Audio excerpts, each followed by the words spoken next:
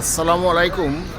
আমি আব্দুল জোহাদ এবং শেখ হাবিব যে জায়গার উপরে দাঁড়িয়ে আছি সেই জায়গাটাতে দেখুন বহু হাজি বর্তমানে নামাজ পড়ছেন, ঘোরাফেরা করছেন। আর এই যে যে সামনে বিল্ডিংটা দেখছেন, এই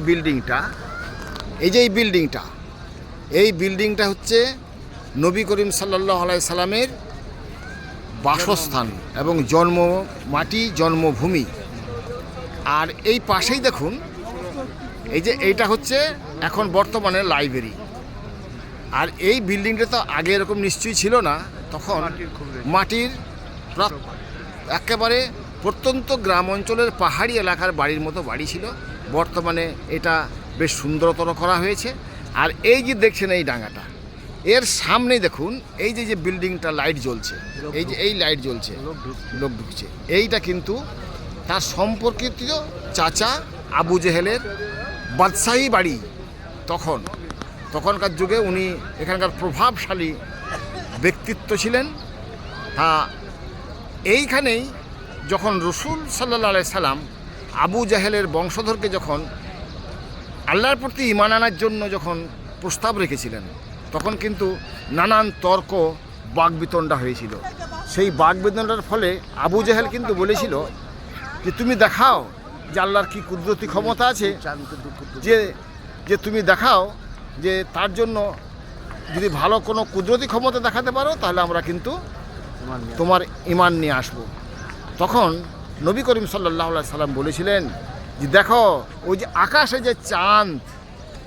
যে চাঁদ রয়েছে, এই চাঁদটা আমি আল্লাহর হুকুমে আমি দ্বিখণ্ডিত করে দিতে পারি। তাই এই যে সাফা পাহাড়, এই যে দেখছেন, এই সাফা পাহাড়ে নবী করিম সাল্লাল্লাহু আলাইহি সাল্লাম আল্লাহর কুদরতি ক্ষমতায় আঙুল দিয়ে এই চাঁদকে, বর্তমান যে চাঁদ, এই চাঁদকে দ্বিখণ্ডিত করে দিয়েছিলেন। তাতেও আবু জেহেলের বংশধর কিন্তু ঈমান আনে নাই, রসুলের সঙ্গে তাতেও গাদ্দারি করেছিলেন। তারপরেই আল্লাহর কুদরতি ক্ষমতায় এই মক্কা মুকাররমা আজ আলোকময়, আলোকিত, প্রজ্বলিত, শোভাবর্ধন করছে। সারা বিশ্বের মানুষ এইখানেই আসে। এইটাই আজ বর্তমানে কেন্দ্রভূমি, সারা পৃথিবীর কেন্দ্রস্থল এই মক্কা মুকাররমা। সেই মক্কা মুকাররমায় আল্লাহর কুদরতি ক্ষমতায় আমরা আসতে পেরেছি। আপনারাও আসবেন ইনশাল্লাহ। আমরা সুস্থ অবস্থায় সবারই দেওয়ার বরকতে বাড়ি ফিরবেন ইনশাল্লাহ, আশা রাখি। আপনারা ভালো থাকুন, সুস্থ থাকুন।